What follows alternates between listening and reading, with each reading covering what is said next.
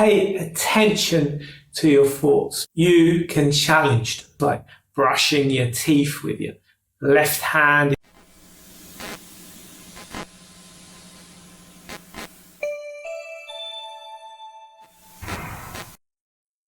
Hi everyone, welcome back to the channel. If you're new to the channel, subscribe. Today, we're going to be talking about one of the most powerful topics you could ever explore, and that is how to take control of your mind.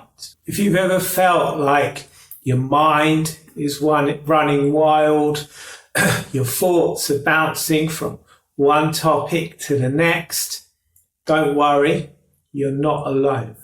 But the good news is you can take control. It's not about stopping your thoughts. It's about becoming more aware of them. It's about accepting your thoughts, accepting your emotions. And by doing that, you will become a master of your mental space. First, let's take a moment to understand the mind. Our brains are constantly processing information. In fact, your subconscious mind is working all the time. Even when you're asleep, your subconscious is working, looking to protect you, looking to keep you safe. And dreams are your mind's way of processing information. So your subconscious mind is working on processing and storing information. When you're awake, you're subconsciously making decisions, forming beliefs. But sometimes this can feel like we're trapped in a loop. It can feel like we're reacting rather than acting intentionally. And that's where taking control comes in. Cultivating awareness is the first step to starting to take control of your mind. Before you can start to change your thought patterns, you need to notice them. You need to uncover beliefs and things that you may have adopted, beliefs that aren't serving you anymore. So the more you pay attention to your thoughts, the more you'll start to notice patterns, the more you'll start to be able to recognize those unconscious beliefs. You'll start to be able to get a grip on the worries, the doubts, the negative self-talk. Awareness gives you the power to recognize, to change, or ignore these thought patterns. So it's a good idea to set aside a few minutes each day to check in with your mind and to ask yourself, what am I thinking right now? Are these thoughts helping or are they hurting me? Once you've started to become aware of those thoughts, you can start to reframe them. We all have those moments when we're hard on ourselves. But here's the thing. Those negative thoughts are just that. They're thoughts. They're not things, they're not facts, they're not evidence. You can challenge them. For example, if you catch yourself telling yourself, I can't do this, reframe that thought. Say to yourself, this is challenging, but I can do it. Reframing shifts your mindset from self-doubt to self-empowerment. Personally, I'm not always a fan of reframing because what resists not only persists but becomes stronger. So the more you try and fight against a negative thought, the stronger it's going to become. The more energy you're giving to that thing that you're resisting. So rather than reframing, although reframing works for certain thoughts, there's some thoughts that may be introjects. They may have been put in to your mind by bullies, abusers, people telling you negative things about yourself, and you're continuing to beat yourself up and tell yourself those things long after you've left that situation. In that kind of circumstance, I would say it's much better to notice those thoughts. Maybe if you can make a connection, if you can say to yourself, oh yeah, so-and-so said that to me.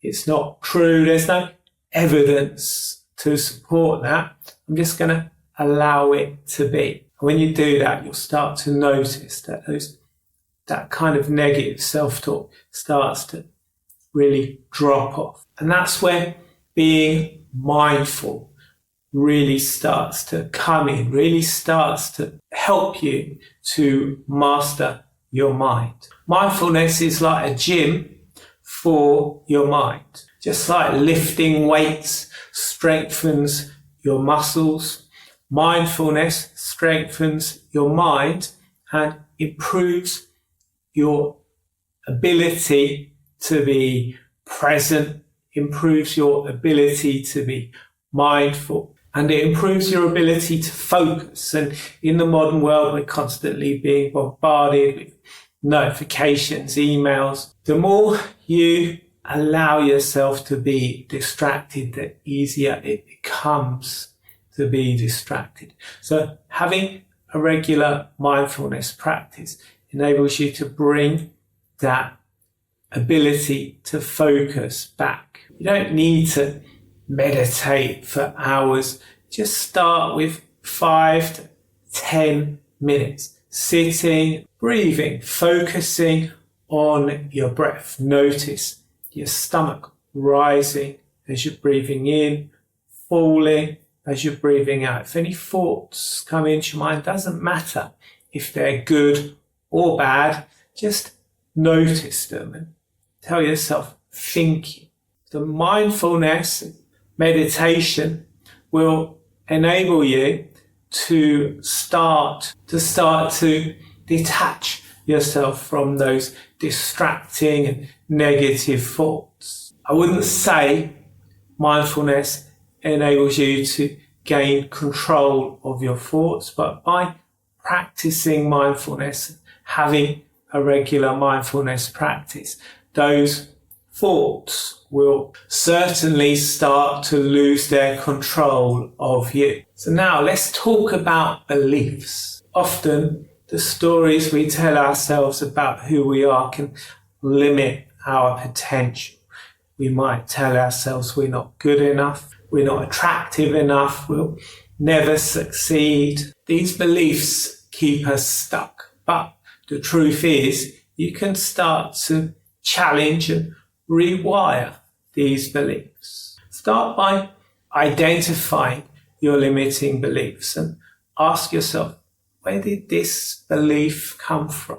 Either challenge it and reframe it, as I spoke about just now, replace it with something useful, or allow it to be. Don't try and fight against it. Just leave it. Just notice it. Notice its roots and allow it to be. Say, this is something someone else has put in my mind. It's not true. There's no evidence to support this. Some people like to use affirmations, telling themselves, I'm good enough, I'm lovable. Personally, I'm not a big fan of affirmations, particularly if you're just starting out with trying to master your mind. You may still have quite a vicious inner critic. And when you start telling yourself, I'm good enough, that inner critic might start saying, no, you're not. And that can really be very disheartening. It can make affirmations not very effective. Much better, I prefer visualization. Your mind can't tell the difference between a real or an imagined event. So just by imagining yourself the way you want to be, actually create new neural pathways in your brain, you'll start to become that person. You'll start to perceive yourself as the person you want to become. And that is very important because you'll never be someone you don't perceive yourself to be. Finally, take inspired action. It's not enough to just think about taking control of your mind. You've got to act on it. Every small step you take, every small action you take builds momentum. Whether it's doing something that scares you but is safe, building on a daily routine, or some people recommend switching up your daily routine to actually build new neural pathways in your brain. Things like brushing your teeth with your left hand if you're right-handed, doing things that you would normally do with your right hand with your left hand. Doing this starts to change those neural pathways, starts to rewire your brain, enables you to start to change thinking patterns. So there you have it. I think that was 5 ways you can take control of your mind. If you've liked this video, found it useful, hit the like button, subscribe to my channel, check the description for the free depression and anxiety workbook, and see you next time.